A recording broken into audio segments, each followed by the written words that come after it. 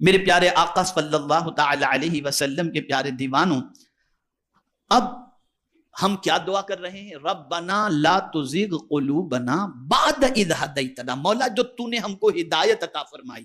اب ہدایت کی بھی 3 قسمیں ہیں، اچھی طرح سمجھ لو۔ آج ہدایت کی بھی 3 قسمیں ہیں۔ میرے پیارے آقا صلی اللہ علیہ وسلم کے پیارے دیوانوں، ایک ہے ایمان کی ہدایت، کہ اے میرے کریم جو تو نے ایمان کی دولت ہمیں عطا فرمائی، جو ایمان کی دولت سے تو نے ہمیں مالا مال فرمایا، اے اللہ تیری بارگاہ میں التجا ہے تو ہم سے یہ مت چھیننا۔ مجھے حیرت ہے، ہم یہ دعا تو کرتے ہیں اے اللہ تو نے جو مال دیا وہ نہ چھیننا، اولاد دی وہ نہیں چھیننا، مجھے ایسے بہت کم ملتے ہیں جو یہ دعا کریں کہ اللہ تو ایمان نہ چھیننا۔ یہ دعا کرتا ہوا کوئی نظر نہیں آتا الا ماشاء اللہ، اس لیے کہ اس کے نزدیک ایمان کی کوئی خاص اہمیت ہے ہی نہیں۔ ایمان اتنی بڑی دولت ہے کہ جسے اللہ ایمان دے دیا اسے دونوں جہاں کا خزانہ عطا کر دیا۔ ساری بڑائیاں، ساری خوشیاں دنیا کی آخرت کی اگر کسی کے لیے ہے تو وہ ایمان والے کے لیے۔ میں صرف ایک آیت پیش کروں گا، اتنا طویل موضوع ہے ایمان والا کہ میں اگر اس پر گفتگو کروں تو میرے جیسا ادنا طالب علم صرف ایمانیات پر گفتگو کرنے کے لیے 2-5 سال کے اجتماع تو ہو جائیں گے۔ ایک آیت ایمان کے بدولت اللہ عز و جل کیا دولت عطا فرماتا ہے ایمان کی وجہ سے، صرف یہ بتا دوں، صرف ایک۔ اللہ فرماتا ہے وَلِلَّهِ الْعِزَّةُ وَلِرَسُولِهِ وَلِلْمُؤْمِنِينَ، عزت تو اللہ کے لیے ہے، اس کے رسول کے لیے ہے اور ایمان والے کے لیے۔ عزت ایمان والے کے لیے، جنت ایمان والے کے لیے ہے، نعمتیں ایمان والے کے لیے ہے، ساری برکتیں ایمان والے کے لیے ہے۔ لیکن یہ بھی سمجھنا پڑے گا کہ جو اصطلاح شریعت میں ایمان کی تعریف کی گئی اس میں تو ہم فٹ ہو سکتے ہیں، لیکن کامل مومن کے اعتبار سے ہم ایمان والے کی فہرست کے اندر پورے اتر پاتے ہیں کہ نہیں، یہ ایک سوال موجود ہے۔ تو اللہ کی بارگاہ میں جہاں یہ دعا کرتے ہو کہ اے اللہ مجھے دی ہوئی دولت نہ چھیننا، میری اولاد مجھ سے نہ چھیننا، میری شہرت مجھ سے نہ چھیننا، وہیں سب سے اہم دعا یہ کرو کہ اے اللہ تو نے جو ایمان کی دولت دی ہے یہ ایمان کی دولت ہم سے کبھی نہ چھیننا۔ اور مجھے یاد آ رہا ہے میرے مینٹور، میں جن کو بہت زیادہ پسند کرتا ہوں دعوت دین کے سلسلے میں، ماضی قریب کے عظیم داعی دین حضور مبلغ اسلام علامہ عبدالعلیم صدیقی میرٹھی رحمت اللہ تعالی علیہ، جو اعلیٰ حضرت عظیم البرکت امام عشق و محبت کے خلیفہ تھے۔ آج دنیا میں جتنی بھی تحریکیں موجود ہیں اور جتنے بھی علماء موجود ہیں، ان سب نے مل کر جتنوں کو ایمان کی دولت سے مالا مال نہیں کیا، تنہا مبلغ اسلام نے اتنوں کو اسلام کی دولت سے مالا مال کیا۔ لیکن 1 لاکھ کے قریب لوگ کم و بیش ان کے ہاتھوں پر اسلام قبول کیے۔ لیکن جب مدینہ منورہ پہنچے، فکر دیکھیے، مدینہ منورہ پہنچے تو پہنچنے کے بعد اعلیٰ حضرت عظیم البرکت امام عشق و محبت کی خلیفہ قطب مدینہ علامہ ضیاء الدین مدنی رحمت اللہ تعالی علیہ، جو مدینہ منورہ ہی میں رہتے تھے، ان سے عرض کرتے ہیں کہ حضور دعا کریں کہ میرا خاتمہ ایمان پر ہو۔ کون کہہ رہا ہے؟ مبلغ اسلام کہہ رہا ہے۔ کون مبلغ اسلام؟ جن کی زندگی سفیر اسلام بن کر دنیا کے اندر اسلام کی شمع کو روشن قدرے بھی گزری۔ تو قربان جائیے، قطب مدینہ علامہ ضیاء الدین مدنی رحمت اللہ تعالی علیہ نے فرمایا مولانا انشاءاللہ آپ کا خاتمہ ایمان پر ہی ہوگا۔ تعجب میں پڑ گئے، کہا حضور آپ اتنا کانفیڈنس کے ساتھ کیسے کہتے ہیں کہ انشاءاللہ میرا خاتمہ ایمان پر ہوگا؟ اب جواب سنیے مبلغ اسلام کو قطب مدینہ نے کیا جواب دیا۔ ارشاد فرمایا جتنے ہزاروں کے سینے کو ایمان کی دولت سے مالا مال کر دیا، اللہ اس کو کب ایمان کی دولت سے محروم کرے گا؟ کہنے کا مقصد یہ ہے کہ وہ لوگ بھی ڈرتے تھے ایمان کے سلسلے میں، اسی لیے حضور صلی اللہ علیہ وسلم نے ارشاد فرمایا خاتمے کا اعتبار ہے، پوری زندگی آدمی مومن ہو کر کے گزارے، ڈر ہے کہ کہیں اس کا خاتمہ ایمان پر نہ ہو، اور ہو سکتا ہے پوری زندگی کفر میں کوئی گزارے اور مرنے سے پہلے اسے ایمان کی دولت نصیب ہو جائے۔ تو ہمیشہ اس بات کی فکر رکھنی چاہیے کہ اللہ ہمارا خاتمہ ایمان پر فرمائے۔ ہم تو ایمان کا فائدہ بھی نہیں جانتے، بس اتنا جانتے ہیں کہ گوشت مچھلی مرغی کھاتے رہے، بس مسلمان ہیں، بس یہی۔ ایمان کوئی معمولی چیز نہیں ہے، بہت بڑی دولت ہے، بہت بڑی دولت ہے۔ جسے یہ دولت مل گئی اسے دونوں جہاں کی نعمتیں نصیب ہو گئیں۔ تو پہلی چیز ہدایت کی ایک قسم یہ ہے کہ ایمان کی ہدایت، اللہ کسی کو ایمان کی ہدایت عطا فرمائے۔ دوسری ہدایت کی قسم ہے عبادت کی ہدایت، اللہ کسی کو عبادت کی توفیق عطا فرمائے۔ بہت سارے بڑے اکڑتے ہیں، بڑے خوش ہوتے ہیں، ارے یار بس دعا کرو مولانا نماز کی توفیق مل جائے، دعا کرو۔ ویسے اتنا ٹائم کہاں مولانا ملتا ہے، اللہ کا دیا ہوا بہت کچھ ہے، مصروف اتنا رہتا ہوں، بس دعا کرو۔ اور وہ سمجھتے ہیں بنگلہ ہے، گاڑی ہے، پیسہ ہے، شہرت ہے، عزت ہے، آسائش کا سارا سامان ہے تو گویا اللہ ان پر مہربان ہے۔ ایک غلط سوچ یہ بھی ہے، وہ یہ سمجھتے ہیں جن کو عبادت کی توفیق نہیں اور یہ ساری چیزیں موجود ہیں ان کے پاس، وہ سمجھتے ہیں کہ ان کو سب کچھ مل گیا، اللہ ان پر مہربان ہے۔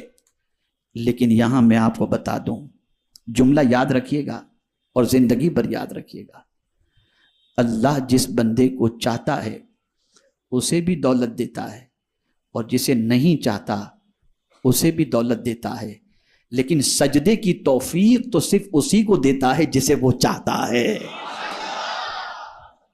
اور یہ عبادت کی ہدایت بہت بڑی ہدایت ہے۔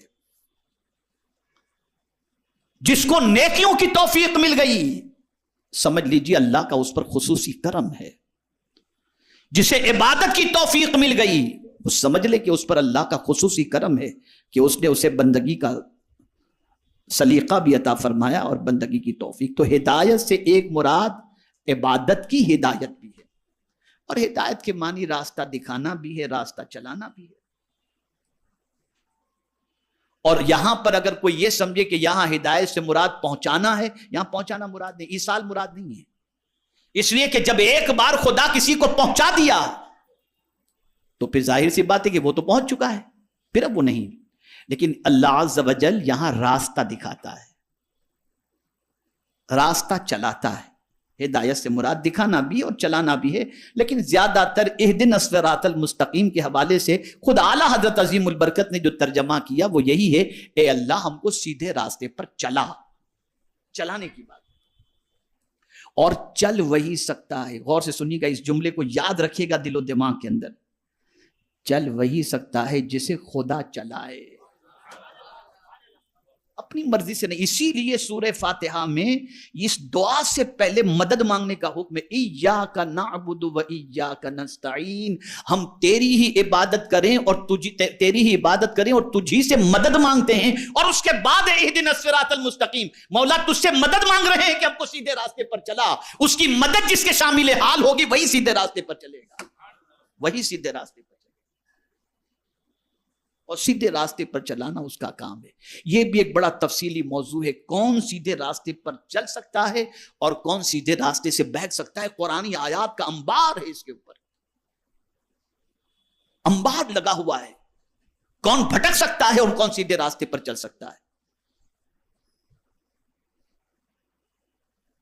وہ ساری صفتیں جس سے انسان بہک جاتا ہے اس کا ذکر بھی اللہ نے قرآن میں فرمایا ہے، اور وہ ساری صفتیں جس سے انسان سیدھے راستے پر چل سکتا ہے اس کا بھی ذکر اللہ عز و جل نے قرآن مقدس میں فرمایا۔ تو عبادت کی ہدایت، یہ جو دعا ہم کرتے ہیں نا، لا تزغ قلوبنا بعد اذ ہدیتنا، اس میں تینوں چیزیں شامل ہیں۔ پہلی چیز ایمان کی ہدایت، کہ جو مولا تو نے ہمیں ایمان کی ہدایت عطا فرمائی ہے، اب ہمیں گمراہ نہ کرنا، ہمارا دل ٹیڑھا نہ کرنا۔ اور یہ بھی مراد ہو سکتا ہے کہ مولا تو نے جو ہمیں عبادت کی ہدایت عطا فرمائی ہے تو ہمارا دل ٹیڑھا نہ کرنا، گمراہ نہ کرنا، یہ عبادت کا ذوق و شوق ہمارا باقی رہے۔ اور تیسری قسم معاملات کی ہدایت، لین دین، تعلقات، لوگوں سے سلوک، یہ بہت بڑی چیز ہے۔ معاملاتی زندگی آج اگر مسلمانوں کی دیکھی جائے تو بہت خراب ہے، بہت خراب ہے، بہت خراب ہے۔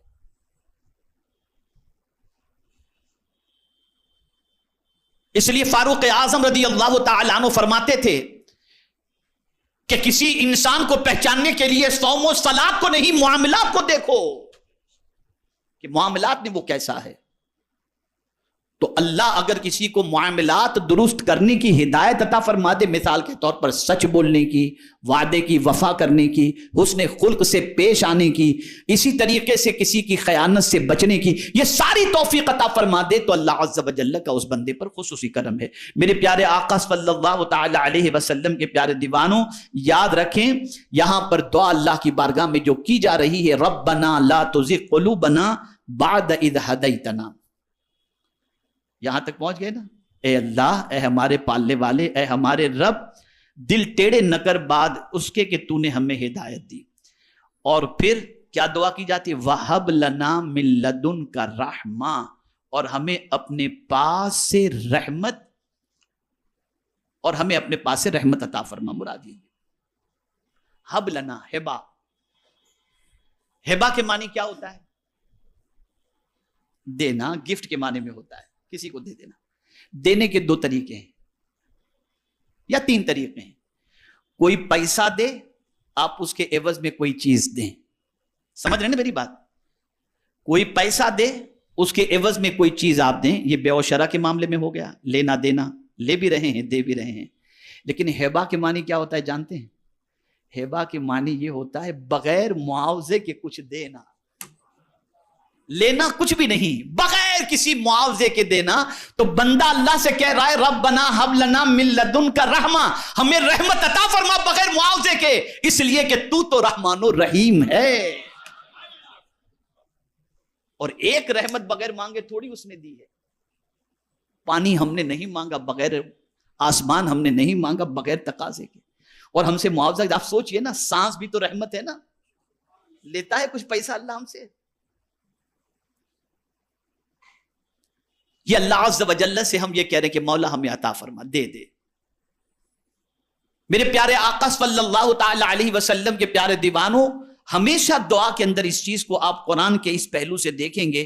مغفرت کی دعا کی گئی تو یہ کہا گیا اللہم رب اغفر وارحم وانت خیر الراحمین. رحم مانگا گیا تو خیر الراحمین. مغفرت مانگی گئی تو غفار الذنوب. اس طریقے سے جب عیب پوشی کی بات ہوئی تو لفظ ستار کا. تو یہاں جب کہا جا رہا ہے وَهَبْ لَنَا مِن لَّدُنْكَ رَحْمَةً، اور ہمیں اپنے پاس سے رحمت، تو اب یہ جب تم رحمت مانگ رہے ہو تو اب مانگنے کے ساتھ اس کو جب پکارو تو بہت دینے والے کی حیثیت سے پکارو. اِنَّكَ أَنْتَ الْوَهَّابُ، بے شک تو ہی بڑا دینے والا ہے، سب سے زیادہ. اور اگر بڑا کوئی دینے والا ہے تو مولا تو ہی ہے. وہاب کے معنی ہوتا ہے دینے والا، بہت دینے والا. اب اس میں آپ دیکھیں مبالغہ کس کو کہتے ہیں؟ مبالغہ کسے کہتے ہیں؟ ایک ہے لمٹ، ایک ہے ان لمٹ. بہت زیادہ کے لیے مبالغہ کا استعمال ہوتا ہے. اب یہاں وہاب کہا گیا، یعنی مولا تو تھوڑا دینے والا نہیں، بہت دینے والا ہے. اور ایسا دینے والا ہے کہ بن مانگے دینے والا ہے، بغیر طلب کے دینے والا ہے. اور ایسا دینے والا ہے، ایسا دینے والا ہے کہ تیرے دینے سے تیرے خزانے میں کوئی کمی بھی نہیں آتی. اس لیے کہ ہر دینے والا اپنے خزانے کو دیکھتا ہے. کوئی دولت دیتا ہے، کوئی بھیک دیتا ہے، کوئی مکان دیتا ہے، کوئی کیا دیتا ہے، کوئی کیا دیتا ہے. لیکن اے اللہ تو جو بندہ مانگے وہ سب عطا کرتا ہے، اور تھوڑا نہیں. اس لیے کہ تیری شان یہ ہے وَإِن مِّن شَيْءٍ إِلَّا عِندَنَا خَزَائِنُهُ. اللہ فرماتا ہے ہر چیز کا خزانہ میرے پاس ہے، تم جو مانگو گے میں بہت زیادہ تمہیں عطا کرنے کے لیے. یہ وہ دعا ہے جس کے بارے میں میرے پیارے آقا صلی اللہ تعالی علیہ وسلم کے پیارے دیوانوں، میں یہاں پر بتا دوں حدیث مبارکہ کی روشنی میں، تاکہ آپ کی سمجھ میں اچھی طریقے سے یہ بات آ جائے کہ حضرت ابو ہریرہ رضی اللہ تعالیٰ عنہ اکثر دعا کرتے تھے اے اللہ مجھے زنا سے بچا، اے اللہ مجھے چوری سے بچا. تو کسی نے پوچھا کہ آپ یہ دعا کیوں کرتے ہیں؟ تو کہتے ہیں کیا تمہیں نہیں معلوم کہ دل جو ہے نا پلٹتا رہتا ہے، پلٹتا رہتا ہے. کب میرا دل بدل جائے، کب میرا دل پلٹ جائے، اس لیے میں ان برائیوں سے پناہ مانگتا ہوں. اور پھر وہ کہتے ہیں کہ میں نے حضور کو یہ دعا مانگتے ہوئے دیکھا ربنا لا تزغ قلوبنا بعد اذ ہدیتنا وہب لنا من لدنک رحمہ انک انت الوہاب۔ یہ اتنی عظیم دعا ہے کہ اگر کوئی اس دعا کو کرے اور اس دعا کا ورد اپنی زندگی کے اندر شامل کر لے تو اللہ تعالیٰ اس دعا کی برکت سے اس کا خاتمہ ایمان پر فرمائے گا، اور اللہ تعالیٰ اس دعا کی برکت سے اسے ایمان پر ثابت قدمی کی توفیق نصیب